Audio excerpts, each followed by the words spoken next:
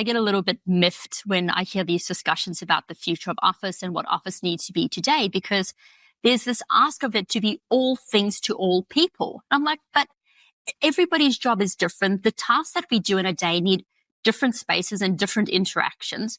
And me as an architect, I always go back to design principles, and I always talk about Mies van der Rohe.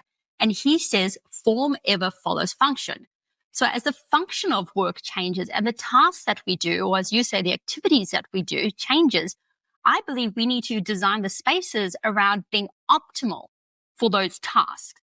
So how do you start thinking about this notion that you described, where when you think about office, whether it was 15 years ago when it really was that digital age that we're talking about, versus today when we're talking about this new frontier, we're talking about the AI age and the activities that people do on a daily basis in their jobs, what was that kind of shift? Or how do you think about that shift around creating the right space for the tasks that people are doing in their jobs?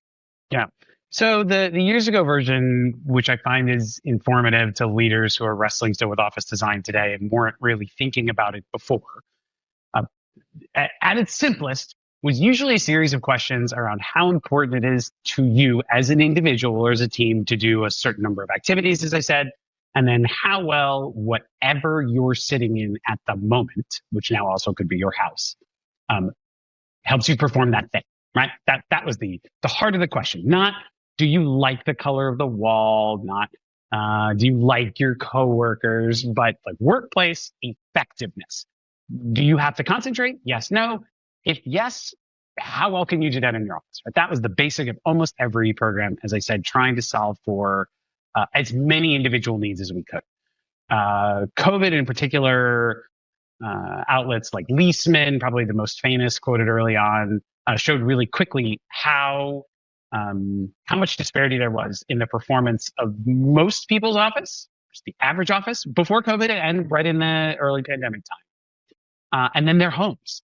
And trying to communicate to leaders, most of the reason that most people aren't rushing back in even after we got through the sort of core pandemic phase is simply that when they tally up all the things they have to do, their house does more of them better than the office. And even where there might be like a close race, then they're just layering in, well, like my kid's here, or I've got to commute an hour and I have to spend more money.